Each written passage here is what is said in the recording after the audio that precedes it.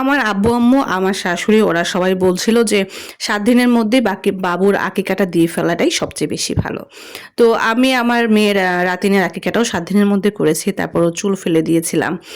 যেটা হচ্ছে আমাদের ইসলামিক নিয়ম অনুসারে স্বর্ণ-রূপার মানে চুলের ওজনে স্বর্ণ-রূপার দাম দিয়ে দিতে হয়। এরকম কিছু একটা। যেগুলো হচ্ছে আব্বু আম্মু তারপর হচ্ছে আমার শাশুড়ি মিলে করে ফেলেছিল। তো আমার এখনো বলছে যে হচ্ছে যেন হচ্ছে বাবুর আকিকাটা খুব তাড়াতাড়ি দিয়ে দেই। তো যেহেতু ঈদ পড়ে গেছে, ঈদের মধ্যে হচ্ছে সবকিছুই বন্ধ, কোনো কিছুই হাতের কাছে পাওয়া যাচ্ছিল না।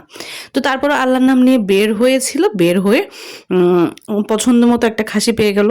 তো সেটাকেই হচ্ছে বাসায় কোনো ঝামেলা না করেই ওকে যেখান থেকে কিনেছে সেখানেই হচ্ছে সুন্দর মতো জবাই করে মাংসটা বাসায় নিয়ে আসে।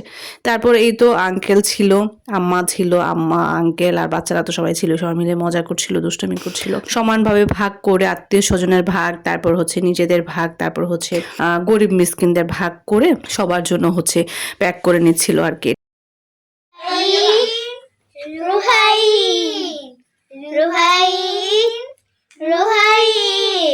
এইদিকে বাবুর নাম রাখা হয়ে গেছে।